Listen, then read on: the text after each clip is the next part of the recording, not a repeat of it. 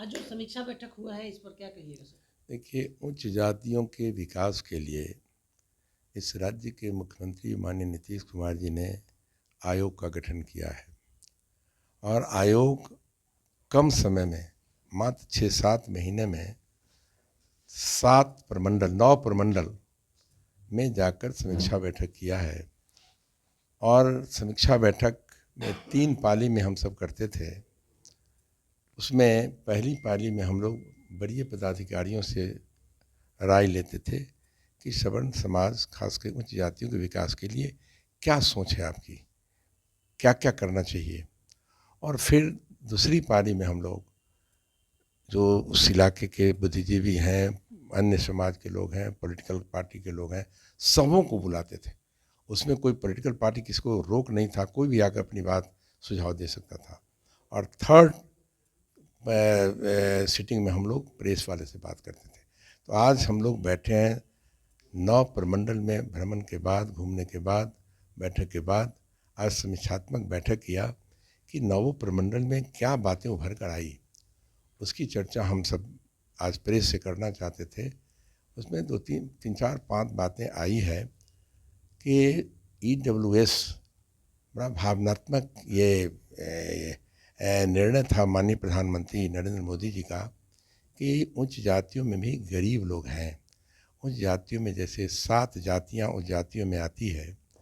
एक तो है हमारा क्षत्रिय समाज के लोग हैं, भूमिहार ब्राह्मण समाज के लोग हैं, कायस्थ समाज के लोग हैं, ब्राह्मण समाज के लोग हैं, प्लस शेख सैयद पठान भी हैं। इन सभी समाज के लिए हम सब गंभीरता से विचार करते रहे हैं, प्रमंडल वाइज सुझाव लेते रहे हैं। उसी की समीक्षात्मक बैठक थी। इसमें मुद्दे बड़ा गंभीरता से सामने आई है। उसमें EWS जो ड्रीम प्रोजेक्ट रहा, निर्णय रहा इस देश के प्रधानमंत्री का, उसका लाभ 100% उन जातियों के गरीबों को मिले जो डिजर्व करते हैं, उसको मिले। उस पर हम लोगों ने बात किया है और उससे रिपोर्ट भी मांगे हैं प्रमंडल वाइज कमिश्नर से कि इस पर उनको भ्रमण के क्रम में ये भी हम लोगों ने कह दिया था कि इस पर शिकायतें आती है, कहीं कहीं इसकी समीक्षा ऊपर स्तर का हो, कमिश्नर के स्तर पर हो, डिस्ट्रिक्ट मजिस्ट्रेट के स्तर पर हो, बड़ी पदाधिकारी के स्तर पर हो, कि ये प्रधानमंत्री जी की योजना का लाभ 100% जो जो डिजर्व करते हैं उनको मिले। और उसमें जो कठिनाई हो रही है उस पर भी हम लोगों ने विचार किया। खास करके सामान्य प्रशासन से हम लोग बात करना चाहते हैं, रेवेन्यू डिपार्टमेंट से बात करना चाहते हैं। और फिर सवर्ण समाज के बच्चे जो कहीं प्रतियोगिताओं में बैठते हैं, पब्लिक सर्विस कमीशन में बैठे या UPSC में बैठे या अन्य जो हमारा बैंकिंग में बैठे, रेलवे में बैठे, वो कम मार्क से कहीं नीचे रह गया, रैंक उनका नीचे आ गया, तो उसको और वो इच्छा रहती है कि फिर हम बैठें। वो सुविधा गरीबों को नहीं होता है।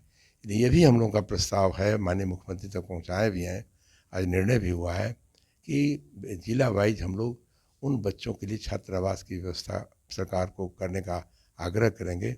और फिर कोचिंग की व्यवस्था, जो उस लायक लड़के हैं उसको कोचिंग करके हम उस लायक बनाना चाहते हैं। सरकार से आग्रह भी किया है कि कोचिंग की व्यवस्था जिला वाइज की जाए। कम से कम यहाँ जो एक तो आया था, एक प्रेस वाले ने एक जिला में हम लोग को बताया प्रमंडल में कि नहीं, परीक्षाएँ अधिकतर दिल्ली में होती है, दिल्ली में भी इन उच्च जातियों के बच्चों को सुविधा दी जाए, कोचिंग की व्यवस्था किया जाए। तो फोकस है कोचिंग की व्यवस्था की जाए, छात्रावास की व्यवस्था किया जाए। फिर जो भूमिहीन हैं उनको जैसे अन्य समाज के लिए सुविधा है, सरकार दे रखी है, उनको भी सुविधा दी जाए। आवास की सुविधा दी जाए, जो आवास झोपड़ों में है, आसमान के नीचे भी उस जाति के लोग, अधिक लोग आसमान के नीचे सोते हैं, उनको सोने की व्यवस्था, माने घर नहीं है, भूमि नहीं है।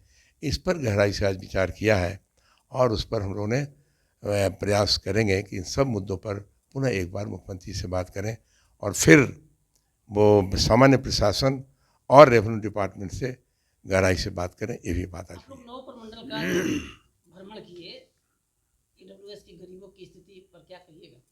देखिए, 9 प्रमंडलों के भ्रमण के दौरान जो तथ्य उभर करके आए वो कहीं ना कहीं हैरानी पैदा करने वाले हैं। EWS सर्टिफिकेट्स जारी करने में कठिनाइयाँ हो रही हैं और कई बार काफ़ी चक्कर लगाने के बाद भी भूखंड और तमाम तरह के जो मानदंड हैं और साथ साथ उनकी निष्क्रियता की वजह से कई जगहों पर ये शिकायतें थी।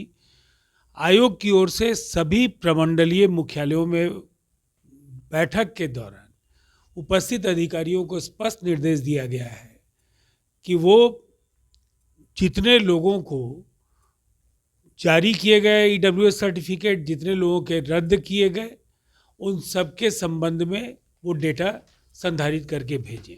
इसके संबंध में भी जो ईडब्ल्यूएस श्रेणी के लोग हैं उनके संबंध में डेटा का संधारण करने की परंपरा नहीं रही है। हम लोगों ने कहा है कि उसके डेटा से भी हम लोगों को अवगत कराया जाए, इसलिए कि डेटा आज की सबसे बड़ी शक्ति है।